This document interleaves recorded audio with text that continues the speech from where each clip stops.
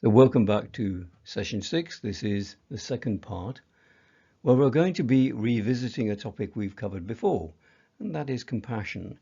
And we're going to be looking at compassion in more detail and seeing how it can help us with dealing with more difficult people and in having difficult conversations and so on.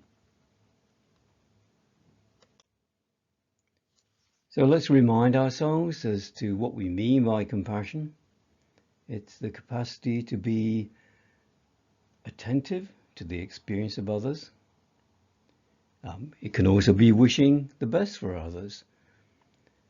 And we can also get a sense that it might also be what would truly serve other people.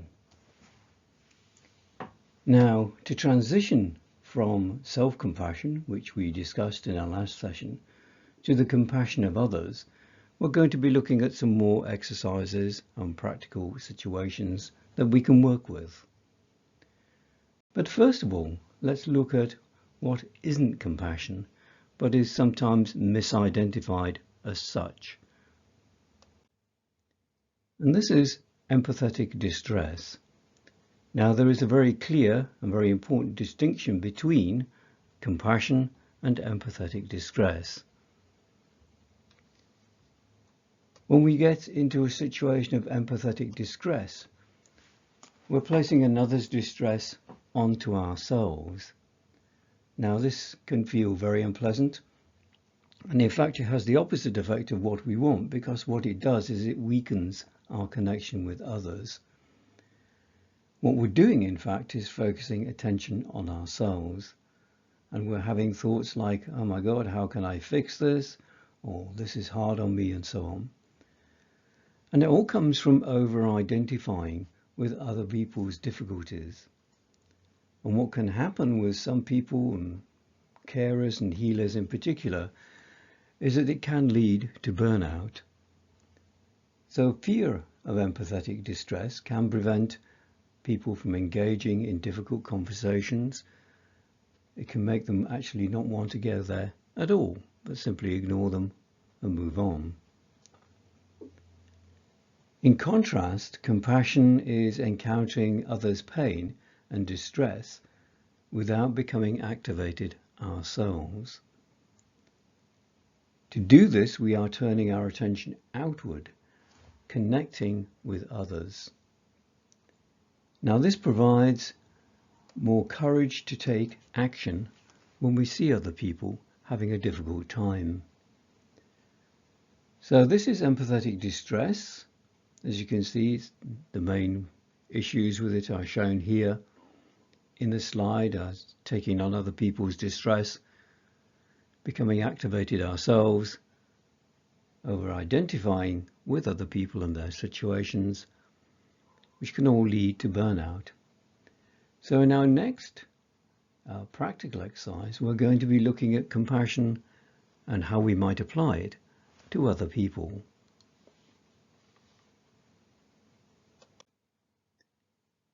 And welcome to the guided practice on compassion.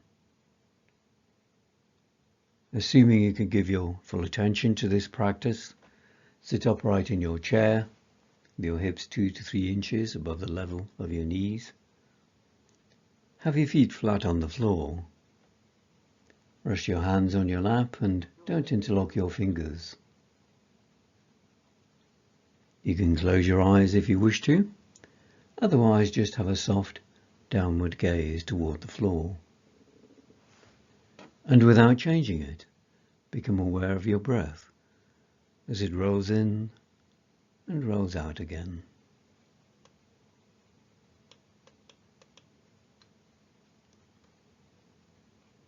Now bring to mind a challenging person. Visualize a person who's experiencing some kind of challenge in their lives. Maybe it's a health problem. Possibly it's issues at work or with their family. Notice their faces and focus on their difficulties. Identify and name their thoughts or emotions. Then identify and name what you think their current needs are. Now next, you're going to be offering compassion without getting embroiled in any kind of empathetic distress. And to do this, you're going to hold a space in your heart for the person while keeping yourself centered. And from this position, you're going to be wishing the best for the person without feeling any need to fix their problems for them.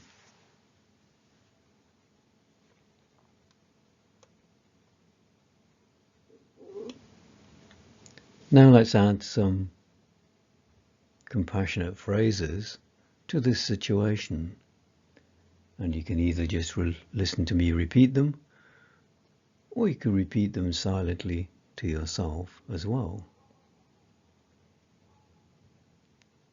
So may you be safe.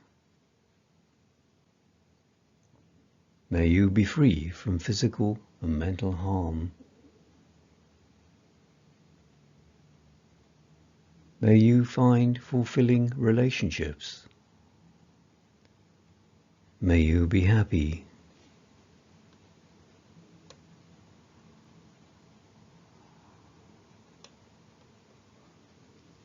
Now let's explore the idea of serving others. So invite feelings of wishing the best for the person in your heart. And consider for a moment what it means to truly serve this person.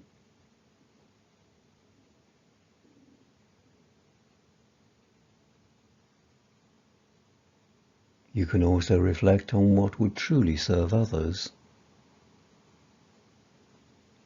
Sit with the question and see what answers come round for you.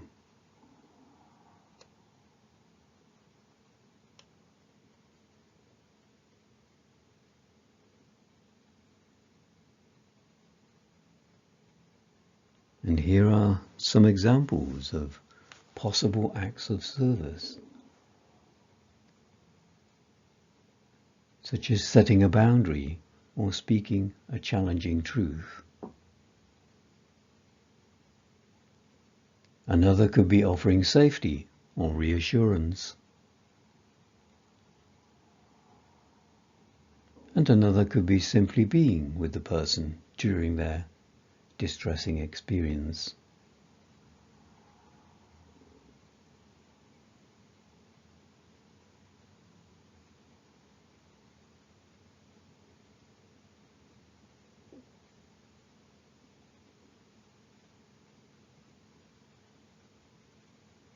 And now just let go of any thoughts or images or emotions you may be having right now. And trust that whatever is important will remain in your awareness.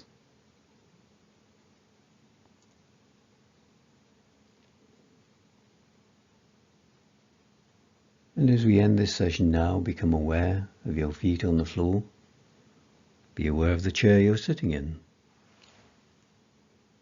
Wiggle your fingers and take 2 or 3 deep breaths. If your eyes were closed during that session, then open them now and become aware of the environment you're in.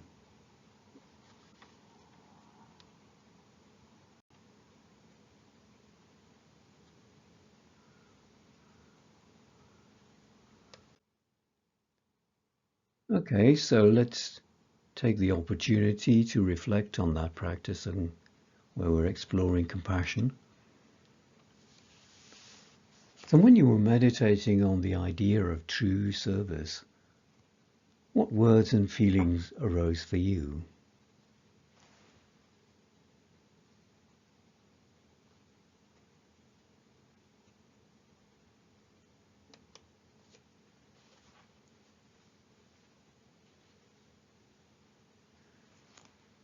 And having pondered those, Is there a clear direction for true service in your situation?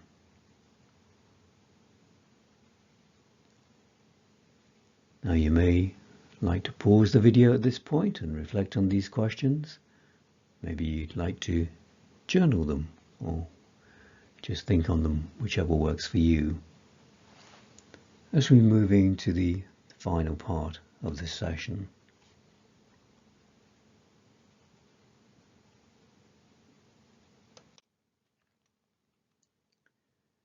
So, as we reach the end of this session, remember that you have a student workbook for practices you can do in the coming week. Our next session is going to be exploring the concept of resilience further. Now, this is something we've touched on so far during the previous sessions, but we're going to be exploring it in more detail in our next session. And of course, if there are any questions on the course, head over to the contact form on my website and I'll get back to you as soon as possible.